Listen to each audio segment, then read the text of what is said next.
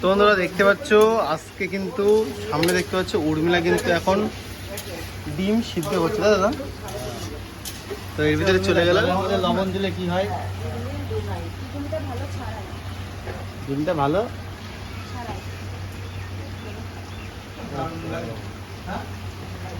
কত পিস ডিম রয়েছে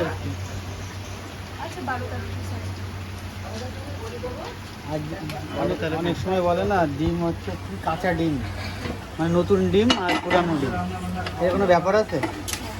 হ্যাঁ,